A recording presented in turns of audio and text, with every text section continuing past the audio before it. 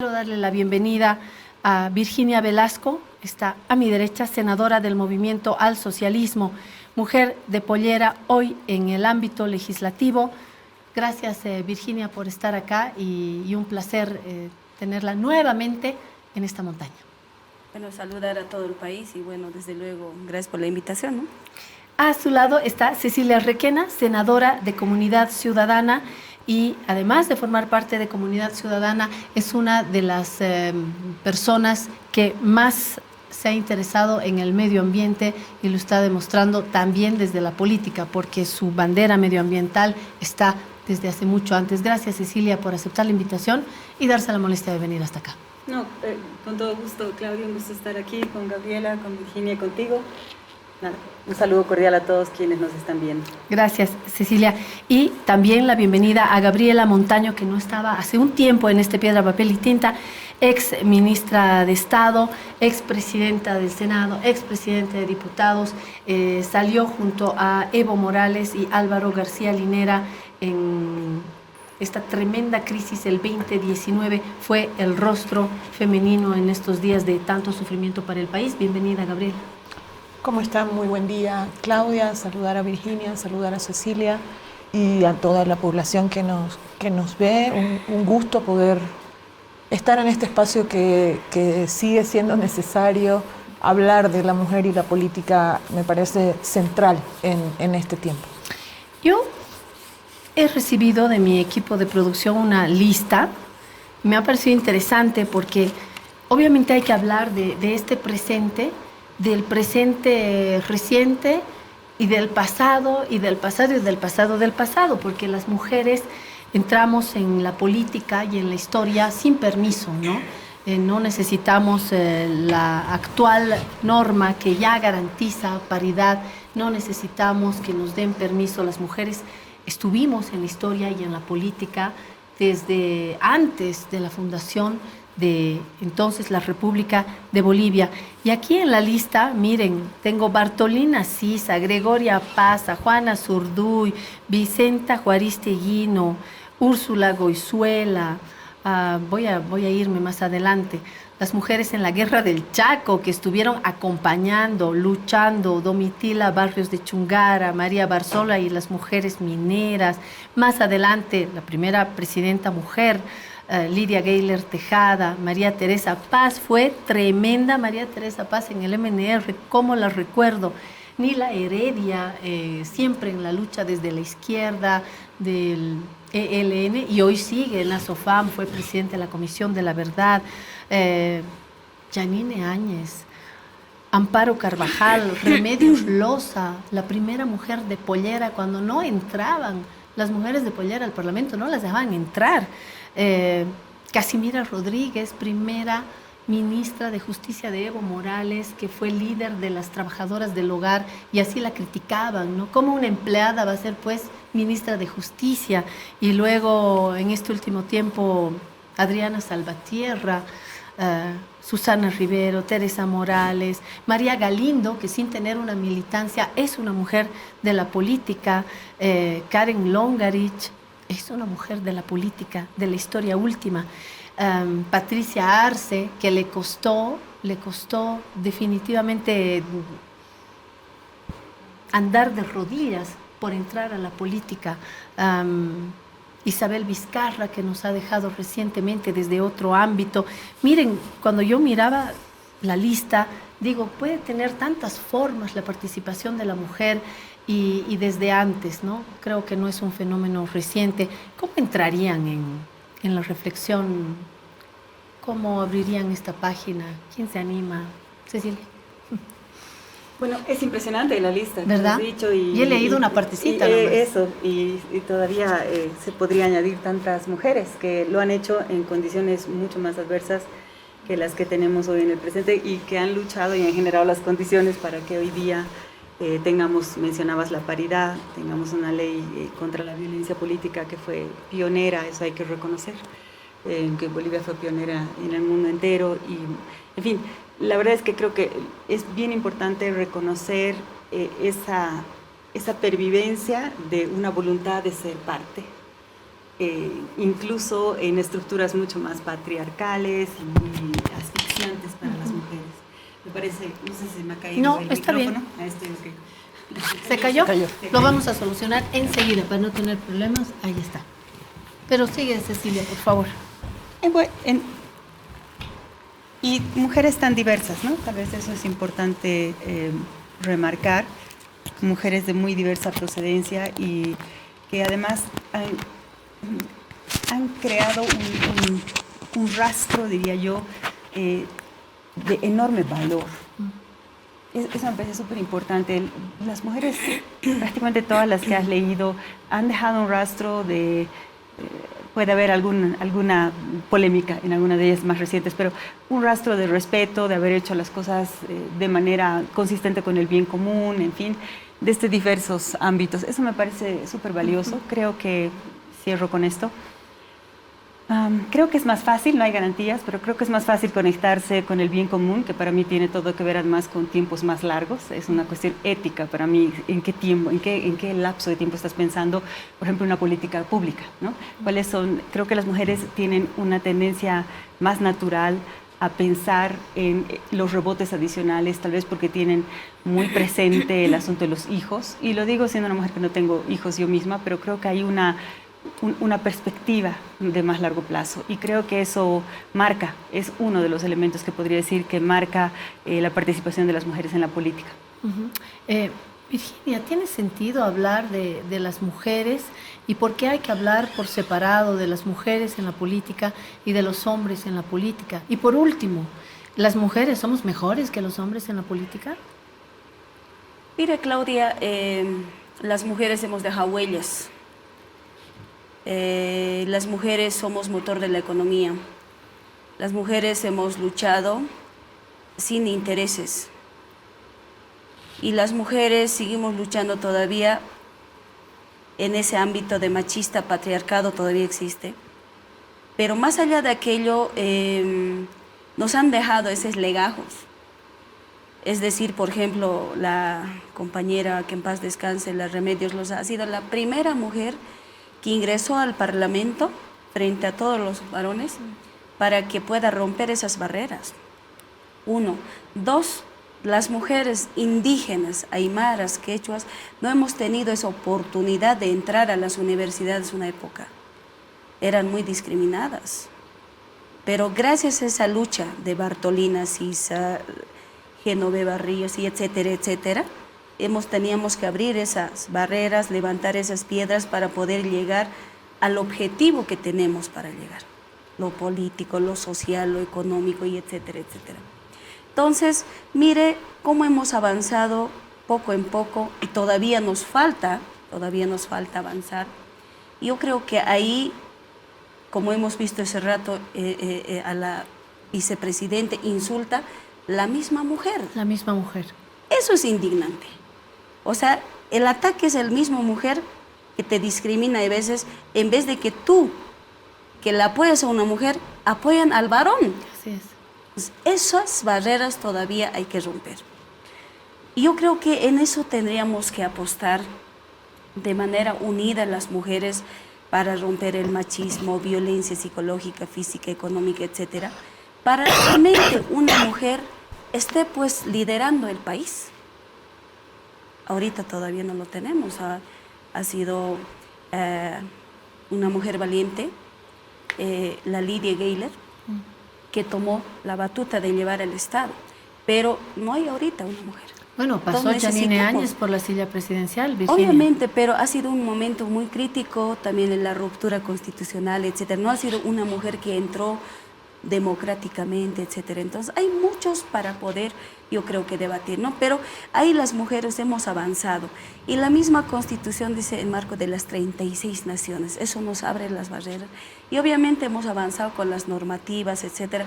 Pero no solo es norma. Yo voy a eso. Están hechas las normas, pero no lo aplicamos. Ese es el gran problema. Hay un retroceso. Entonces, yo sé que las mujeres tenemos esa valentía, esos valores y principios, y yo quiero decir acá, Cecilia, Gabriela, somos más honestas, somos más sinceras. ¿no? Entonces tenemos que decir la verdad. Eso somos somos mujeres sinceras y bueno, pues yo creo que con esos principios y esos valores avanzamos. En cambio, los varones son diferentes. Incluso si se pelean ahorita más allá, ya se abrazan y en una borrachera todo pues solucionan, ¿no? En cambio, las mujeres, obviamente, hay veces cuando uno se pelea creo que es más difícil, ¿no? De reconciliar, etcétera. Pero yo creo que acá todas las mujeres debemos también seguir dejando las piedras fundamentales para las nuevas generaciones. Eso es la lucha, Claudia. En nombre de esa sinceridad y de esa honestidad, hay que poner sobre la mesa también que hay mujeres y mujeres para nosotras mismas. Es decir, no miramos con los mismos ojos la lucha. Hablo por mí, por ejemplo, de Domitila Chungara, que me gusta más que Janine Áñez. Nila Heredia me gusta más que Amparo Carvajal. Y hay mujeres y mujeres, y un poco pongo en mi lista las que son más afines a mi pensamiento, a mi sentir, y cuesta un poco más tener como un panorama más amplio para transversalizar el papel de la mujer, sea cercana a mis ideas, a mi sentir, a mi región, a mi clase social o no. Creo que juega también esto, ¿no, Gabriela? ¿O cómo entras al tema? A ver, yo ahí, Claudia, creo que no es suficiente con ser mujer para aportar una agenda que transforme la realidad de las mujeres y de la vida y de las personas en su conjunto y de las sociedades en su conjunto. No es suficiente, no es un tema biológico, no es la identidad de nuestro cuerpo solamente, sino para mí tiene que ver con portar la agenda de transformación, que es la agenda de la despatriarcalización. Y portar esa agenda es lo que convierte a las mujeres en política en entes transformadores. Por lo tanto, la conciencia de esa agenda, la conciencia de lo que quiere decir despatriarcalización, como la conciencia de lo que quiere decir descolonización. Para mí, alguna vez que me han preguntado, pero Gabriela, ¿qué es despatriarcalización? Esa palabra está difícil de pronunciar. Y yo siempre empiezo diciendo que la despatriarcalización es a la sociedad, con sus tensiones y diferencias entre hombres y mujeres, lo mismo que es la descolonización a los pueblos indígenas en relación a la sociedad, o a los pueblos afrodescendientes en relación al resto de la sociedad. Entonces, yo creo que,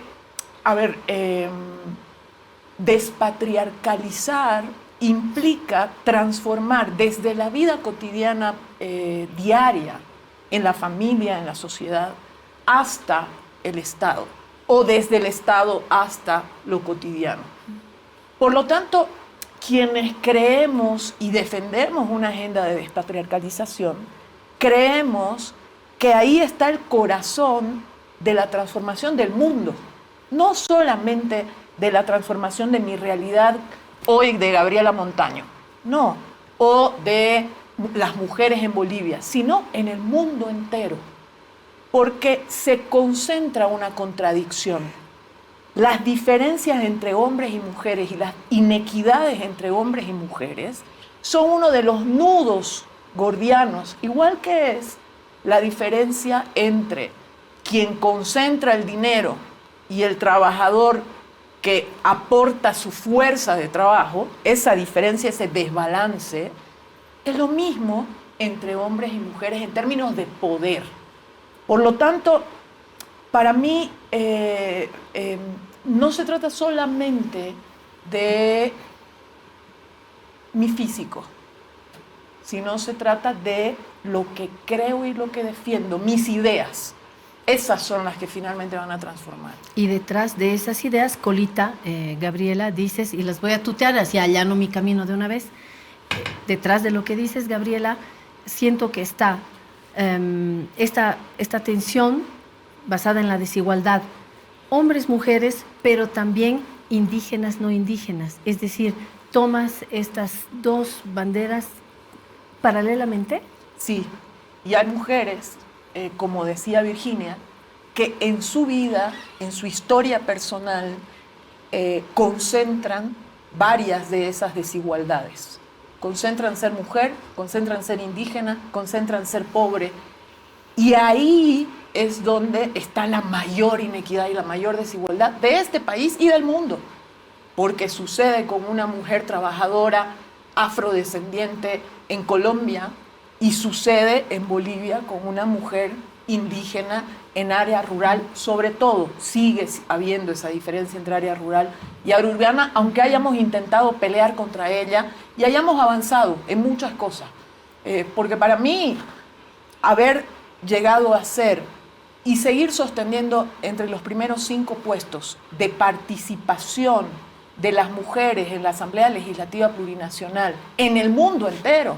Nosotros hemos llegado a ser el primer país en participación. En un momento así fue. En un momento, luego pasamos segundo después de Ruanda, y bueno, ahora seguimos estando entre los 5.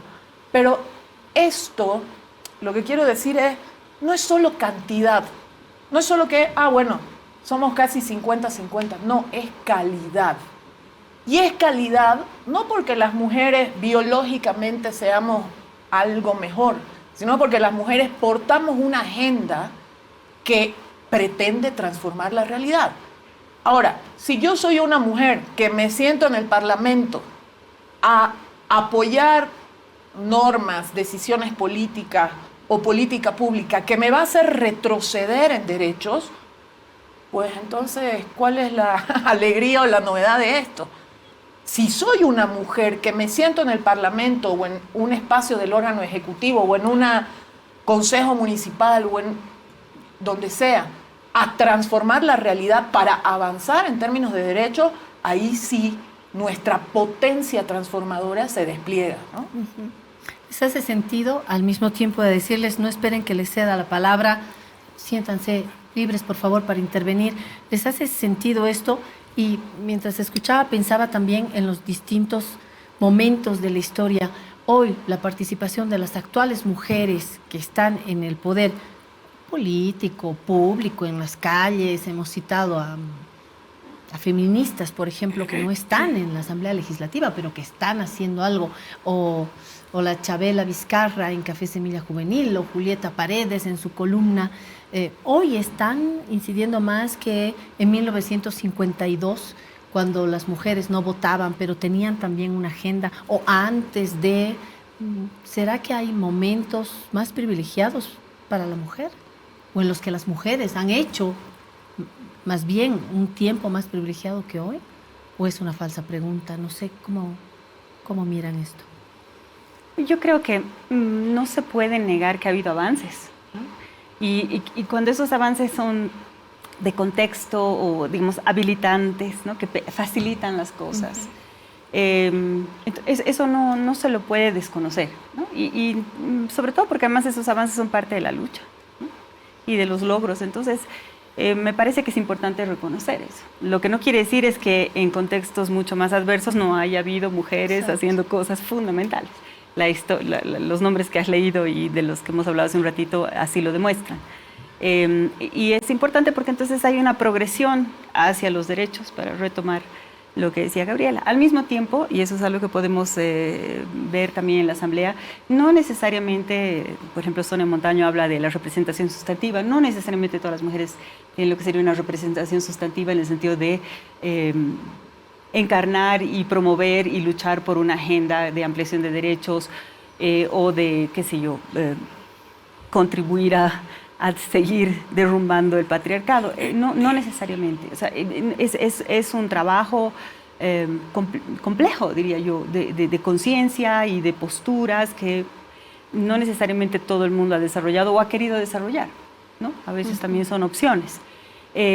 Por otro lado, me parece que no podemos dejar de notar que hay también un contradiscurso en este momento, que es un poco el matiz, ¿no? Estamos en un buen momento, sí, pero también, y como es normal en la historia de la humanidad, hay un contradiscurso ahora de lo que se llama, por ejemplo, la ideología de género o, por ejemplo, diferentes visiones de ciertos derechos desde este punto de vista de la agenda de género. Entonces hay esa tensión que me parece como normal. Como que la sociedad dice, ya está de buen tamaño con sus derechos, sí, ¿no? Sí, me parece parece legítimo que haya debate a mí, democrático, ¿no? Hay que poder ganar el debate en la esfera democrática, e incluso, porque de eso se trata la democracia, es, voy a decir, lidiar, gestionar con los disensos. O sea que sí, pero queda mucho más, ¿no? Y yo añadiría algo, para cerrar un asunto a estos ejes, ¿no? Uno puede tener, por ejemplo, un eje de avanzar hacia, qué sé yo, un empoderamiento adicional de las mujeres en la sociedad, que tiene mucho que ver incluso no solamente con conciencia, sino también con oportunidades económicas y también con economía del cuidado, por ejemplo, tener oportunidades para formarte y para participar si es que tienes colaboración con las tareas del cuidado que todavía caen, y eso está clarísimo, primordialmente mujeres y qué sé yo. Eso creo que está bastante claro y estoy casi diciendo obviedades, pero yo le añadiría un elemento más, ¿no? Creo que aquí tenemos un desafío por ejemplo, mi elección es un desafío de replantearnos las políticas más globales, las políticas de desarrollo. Yo al principio me refería a una cierta ética de lo que son los tiempos más largos. Podemos llamarlo sostenibilidad, una forma de llamar es eso. Y me parece que ahí tenemos mucho que decir, más allá de que seamos mujeres o no. Son como agendas que se pueden entrelazar, creo yo, con mucha coherencia, con mucha facilidad y de hecho contribuyendo a densificar incluso la visión de hacia dónde queremos ir. Entonces, nada, son escenarios complejos y múltiples que creo que hay que celebrar y intentando seguir avanzando esta causa. Hablando de entrelazar, y ahora sí me dirijo a Virginia para irnos al corte. Hablando de entrelazar, estoy de acuerdo con este punto que planteaba Gabriela, y es la tensión hombres-mujeres no pueden ir separadas de la tensión indígenas-no indígenas, sobre todo cuando pienso en Bolivia. Creo que es muy difícil plantear una jerarquía de qué es primero, por qué luchamos primero, por las desigualdades entre hombres y mujeres o las desigualdades entre indígenas y no indígenas. Acá estoy de acuerdo con ese punto de Gabriela y lo entrelazo, como dice Cecilia, y le pregunto a Virginia. Una cosa es ser una mujer que ha vivido a lo largo de estos años tensiones en la universidad, en la casa, respecto del mundo privado, público, los momentos difíciles en la política. Estoy segura que Cecilia te han hecho la vida a cuadros más que a un varón por ser mujer. Y con Gabriela lo propio. Has tenido en distintos momentos de tu vida, política, no política, privada, no privada, tensiones por ser mujer. Los he tenido yo también, siendo mujeres de clase media. Creo que nosotras tres somos de clase media, ¿verdad? Siendo de clase media no lo hemos tenido fácil. Pero otra cosa es si tú vistieras polleras, Gabriela, o tú, Cecilia, o yo. No sería lo mismo. Y por eso me dirijo a Virginia para preguntarle si no siente que la mujer de pollera y la mujer indígena tiene una doble tensión, por esto que decía. Claudia, las mujeres indígenas, clase media, clase alta, en sí todos somos iguales, ¿no? Somos iguales. En teoría. En teoría, pero ya en los hechos ya es diferente, ¿no? Porque si hablamos de una aymara, es diferente, sus saharauis, sus formas de chachahuarmi, el tricolor, y ahí el manejo de huipala y el objetivo. Es diferente más o menos el camino que tiene que diseñar los usos y costumbres. Y en quechua también es diferente. Y en guaraní es diferente también. Cada uno tiene su camino. Entonces, yo creo que acá, y hay esa multiculturalidad, la participación de mujeres y esa lucha, para mí, para mi criterio, nos ha unificado. Si el momento que yo tengo que defender a la Cecilia, lo tengo que hacer, porque es mujer, y no podemos estar en ese núcleo de machismo, ¿no? Y entre aymaras y entre quechuas, entre guaraníes, en marco de las 36 naciones, lo mismo. Si a una mujer tenemos que defender, todos debemos defender. Pero en marco de nuestra constitución y todo desde los ancestros, siempre ha sido chachahuarmi. Siempre ha sido chachahuarmi. Hombre y mujer, ¿no? Hombre y mujer. Entonces yo creo que acá ha habido muchos avances en tema de las normativas, en marco incluso en el tema justicia indígena originaria, entre otros. Pero consideramos que todavía falta, porque si una indígena piensa que no tienen que pensárselos, ¿no? Tiene su forma de pensar, su forma de expresarse a su libre albedrío. Hay veces, algunas veces han sido, como le digo yo, han sido coartadas sus derechos. No lo respetan. Es decir, no es así y así tienes que hacerlo. Entonces lo ponen como si fuera, tiene que estar agarrado el estandarte ahí, paradito, y dicen, ándate allá, aquícito, ven, por un ratito. Entonces son utilizadas. Entonces todavía nos falta avanzar con toda Bolivia, yo diría, ¿no? Porque si bien hemos avanzado, no estamos avanzando como deberíamos avanzar.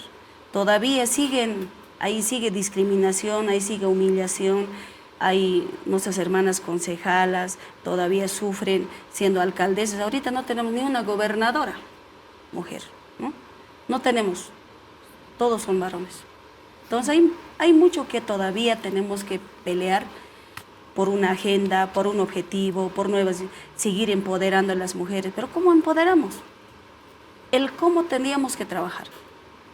Ahorita, por ejemplo, yo hablo del Alto. En el Alto todavía no tenemos mujeres que se han empoderado. Hay mucha violencia. ¿Lleva copa? Es una líder. Es una mujer empoderada, una mujer que ha tomado sus decisiones políticas, una mujer que Soledad es Chapetón. valiente. También es una mujer que ha tenido esa batalla, porque tú sabes que la ciudad del Alto también es fuerte, ¿no? El tema machismo. Entonces ha batallado. Es una ciudad muy conflictiva, pero ahí estamos con dos mujeres, ¿no? Que se están llevando la batuta, la primera gestión, la segunda gestión en una mujer, pero ahí consideramos que todavía hay avances que estamos en esa batalla, todavía nos falta, yo diría, porque todavía no lo estamos empoderando, y eso nos toca empoderar, yo digo, desde la familia, desde las unidades educativas, desde las universidades, de incorporar valores y principios. Nos toca trabajar bastante. Y yo digo, no solo yo, Virginia, no voy a poder hacer. Imposible yo pueda hacer de empoderar a toditos. Tenemos que avanzar paso a paso para que podamos empoderar a nuestras hermanas económico, lo político, incluso en lo social, en lo manejo financiero. Y ahí nos toca una batalla dura, ¿no? Y este tema en torno a la mujer, con mujeres que han estado en el poder político. Están ustedes actualmente como senadoras en el poder político, y Gabriela Montaño fue presidenta del Senado, presidenta de diputados, ministra. No me digan que no han tenido la oportunidad de transformar, de hacer, de mover. Y mi pregunta es si en este último tiempo se ha logrado eso. Vuelvo a esa otra pregunta. ¿Ha sido cuál, el número uno de la historia, otra vez volviendo al número uno? ¿Cuál ha sido nuestro número uno? ¿Cuál ha sido nuestro momento top? ¿Hay algún momento? ¿Es este último? ¿Es desde el movimiento popular con Carlos Palenque? No necesariamente comenzamos con el MAS, podríamos hablar de Condepa, del MAS también. ¿Es el 52? ¿Son luchas anteriores o una lucha transversal? ¿Habrá algún momento privilegiado? Les planteo así como pregunta, y viva el desorden, por favor.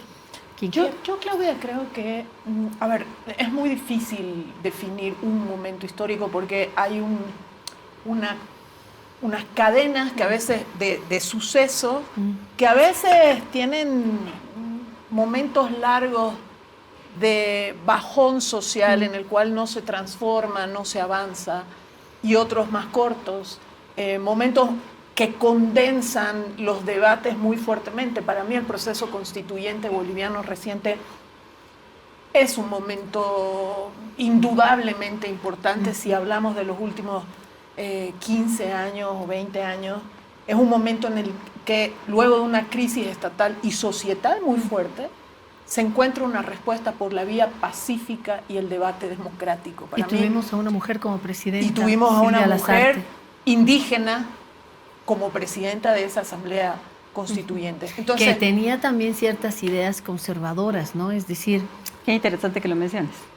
Las contradicciones son importantes de ser vistas. pero es que yo creo que hay contradicciones en lo individual y en lo colectivo permanentemente. Ahora, lo que yo sí quisiera decir es que las mujeres no luchamos solamente por nuestros temas de mujeres. Las mujeres luchamos por una sociedad en su conjunto distinta. En mi caso, que soy una mujer de izquierda, espero una sociedad más igualitaria, más justa, más equitativa, en la que todos y todas tengamos espacio, en la que la distribución de la riqueza sea más justa, más adecuada a las necesidades de la gente.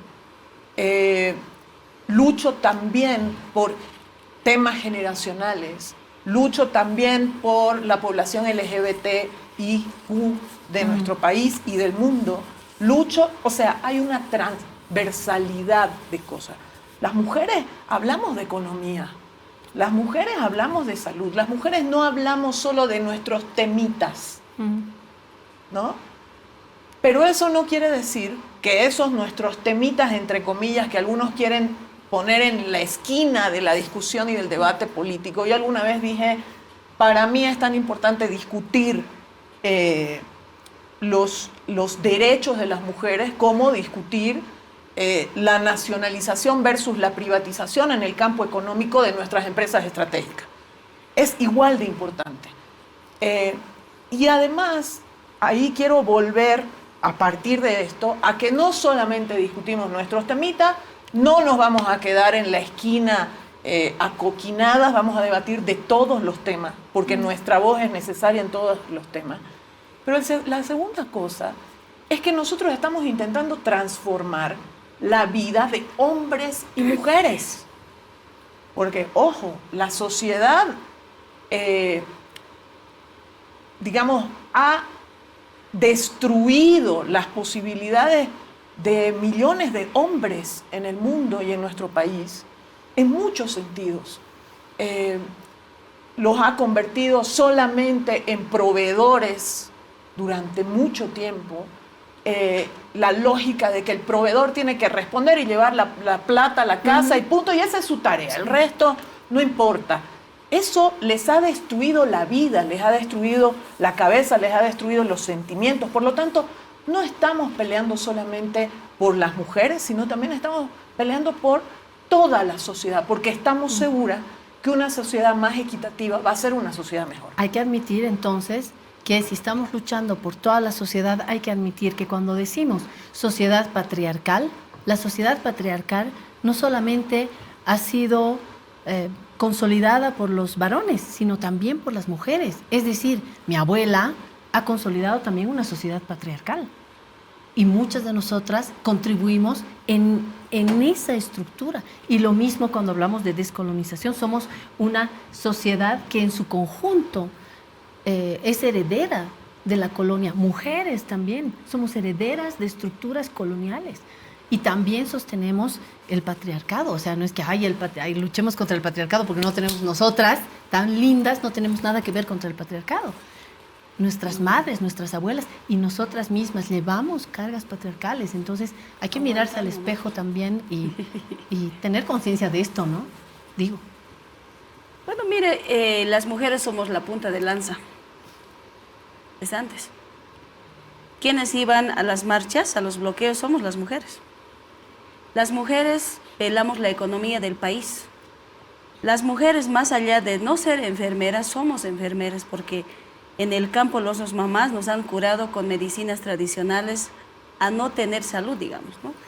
Y si tenemos que llevar al médico, tenemos que estar primerito parado en la puerta del hospital. Las mujeres tenemos que pensar cómo va a ser el crecimiento de la familia, el núcleo familiar, ¿cómo va a ser? O sea, somos las mujeres las que realmente pensamos. Y las mujeres somos las consejeras para el niño, para el joven, para el papá, para la mamá, y la mamá también es así, transversal, ¿no? Entonces, cuando uno se sienta con su amiga o con la compañera, uno tiene que aconsejar los buenos y para fortalecerlas, para que salga adelante. Hasta que donde pichamos con la mamá coquita o estemos comiendo o estamos conversando, siempre hablamos cómo estás, cómo te ha ido, haga esto, haga otro, no tenga miedo, avance, este está mal, este está bueno. Hasta con las caseritas. Entonces las mujeres somos un elemento tan importante para el país y el mundo para que podamos seguir construyendo el país. Y las mujeres somos las conciliadoras. Las mujeres somos las que conciliamos en la familia, en el entorno familiar y hasta en la sociedad.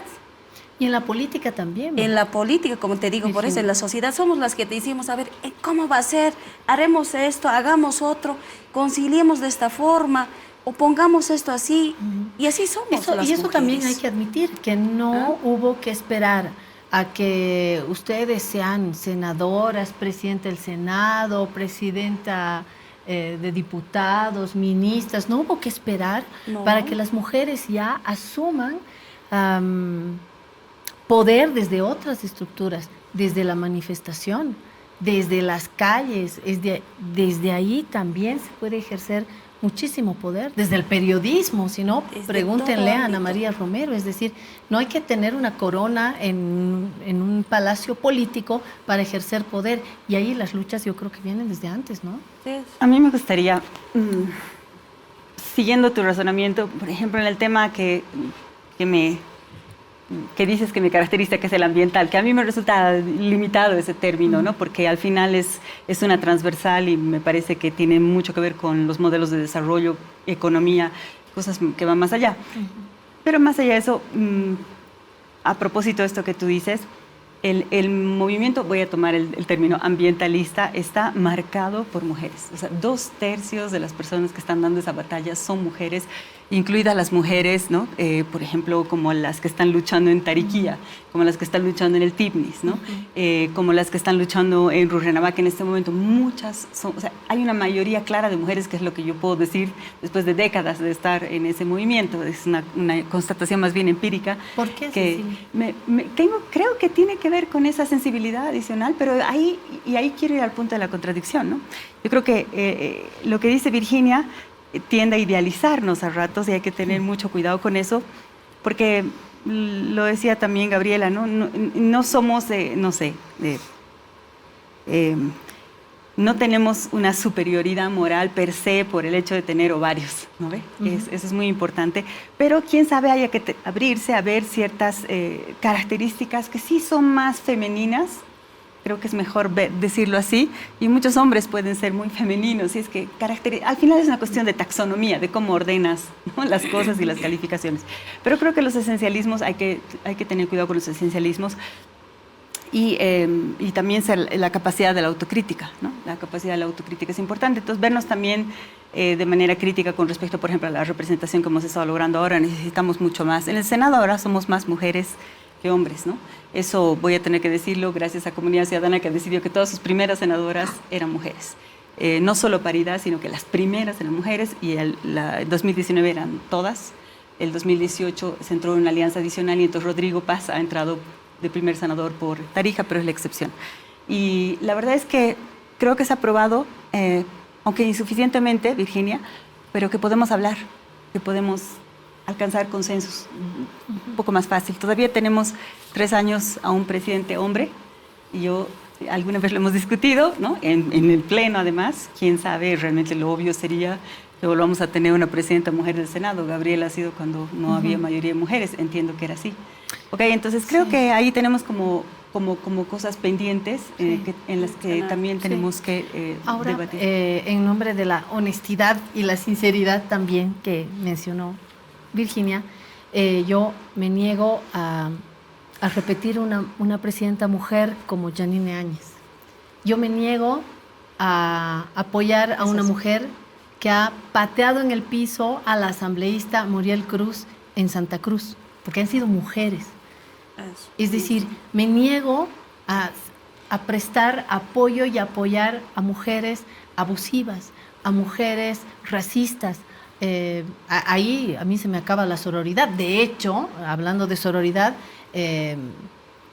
no sé si es solamente una palabra, ¿no? Y aquí hablo de mi experiencia personal como periodista, en los peores momentos, cuando allanaron este periódico, cuando teníamos el mundo encima, cuando iniciaron juicios y cuando sentí el mundo sobre mi cabeza, un amigo muy querido me dijo, ¡ja! La sororidad, las mujeres son las que más te están dando y tus colegas periodistas son las que más te están dando. Entonces ahí hay un tema también. Pero ¿sabes qué, Claudia? Yo le tengo mucha distancia a esa frase, porque es una frase que la utilizan mucho en contra nuestro y nuestra posibilidad de alianzas entre mujeres. Para mí es una frase que el poder masculino alimenta todos los días. ¿Por qué? Porque nos hace competir entre mujeres de una manera distinta a la que hace competir a los hombres. Y entonces muchas mujeres optan en esa competencia, en el ámbito político o en el ámbito empresarial o en el ámbito gremial o donde quieras. ¿Cuál es la opción de algunas mujeres? La opción es usar las herramientas masculinas de hacer política, etcétera, en su relación con otras mujeres. Por lo tanto, ahí no estamos hablando de sororidad, porque sororidad no es eso. Muchas veces yo he escuchado, en mi vida política, ay, pero las mujeres cuando se pelean, nunca más se hablan. Claudia, yo he visto ejemplos maravillosos, voy a poner uno de ellos. Hubo un momento en el que al interior del Bloque Oriente, en Santa Cruz, bueno, en el oriente boliviano, recordarán ustedes que el Bloque Oriente era esa alianza de organizaciones sociales que luego se transformó también en el Pacto de Unidad cuando se encontró el Bloque Oriente con sectores del occidente del país y fueron finalmente la vanguardia del proceso constituyente en este país. Fueron la cabeza de la transformación profunda de Estado que se dio en este país. Y posteriormente a todo el proceso constituyente, en Santa Cruz se da una tensión muy fuerte entre la Federación Única de Campesinos y la Federación de Interculturales, en ese momento se llamaban colonizadores. Adentro de la Federación Única de Campesinos era una tensión, la dirigencia no estaba funcionando y en este otro lado también. Es decir, las dirigencias de ambas organizaciones estaban muy débiles frente a una derecha contra la cual se proponían debatir ideas, etcétera, en Santa Cruz, muy dura, muy racista, muy violenta. ¿Quiénes fueron capaces de sentar a esas dos organizaciones, conversar, transformar esas situaciones de tensión interna? Pues la Federación de Mujeres Campesinas Bartolina Sisa. Sentó a sus compañeros, generó diálogo, etcétera. Yo creo en lo que decía Virginia, que esa nuestra capacidad de diálogo no proviene de que seamos más bonitas o menos bonitas, proviene de que entendemos que el ámbito democrático y del diálogo es el único ámbito donde nosotras podemos exponer nuestras ideas. Si viene la violencia física, la violencia estatal sobre los cuerpos de las personas, un golpe de Estado, lo que fuera, las que más perdemos somos las mujeres. Y entonces hemos aprendido en nuestra historia a empujar los espacios de diálogo y los espacios democráticos con mayor fuerza, porque tenemos la certeza en la piel, en la historia, en lo que nos han contado nuestras abuelas, nuestras madres, etcétera, de que cuando viene la violencia, vienen las dictaduras, vienen los procesos de tensionamiento en la sociedad, las guerras, las que más perdemos somos las mujeres. A mí me gustaría, si puedo todavía, Sí, intervenir en ese punto. En una línea porque realmente me tengo que ir. Ok, me parece que es súper interesante apuntar a las contradicciones otra vez, ¿no? Porque creo que estas son las que nos hacen avanzar en el debate. Voy a ser muy, muy breve. Creo que, por ejemplo, ahora se ha dado una práctica de violencia entre mujeres eso y alimentada desde organizaciones sociales para matizar lo que se está diciendo acá, o sea, como las contradicciones. Y la otra cosa, creo que las mujeres no han podido ser suficientemente críticas con liderazgos que están ejerciendo formas de machismo inaceptables. No voy a decir más. Y necesitamos entonces, no sé, entender que hay ciertas cosas incluso que están más allá de nuestras diferencias biológicas, ¿no? Y que hay ciertos puntos por los que hay que dar la batalla hombres y mujeres y que finalmente nos harán avanzar hacia una mejor sociedad. Eso también me parece súper importante. Y eso, básicamente. Otra cosa que me preocupa es que veo que muchas mujeres que están siendo muy visibles en la política, a menudo están reproduciendo formas masculinas de hacer política, que es un poco el discurso violento y no es solo la... Entonces, hay mucho que pensar, mucho que autocriticarnos, incluidos los hombres. Creo que al final se trata de construir una sociedad en conjunto, lo que no quiere decir que uno vaya a renunciar a cambiar la situación, digamos, de subordinación estructural que han tenido y todavía tienen las mujeres. Al margen de las profesiones, clase social, color político, ese es el otro punto que quería tocar. etcétera. Virginia, nos vamos. Bueno, yo creo que hombres y mujeres debemos pensar en la patria, en el pueblo boliviano, en los más vulnerables, que son los niños, los jóvenes, las personas con discapacidad y desde luego las personas con identidades diferentes, ¿no? Entonces todos debemos pensar con un objetivo de que primero los derechos y además defender una justicia social para el bien común de todos y todas, sin mirarnos quiénes somos. Ni color político ni nada más, al contrario, para mí es el país, el pueblo boliviano, que nos necesitamos todos abrazarnos entre aymaras, quechos, guaraníes, clase media, clase alta, todos, mujeres de pollera, todos debemos abrazarnos para que el país esté en paz social y tranquilidad.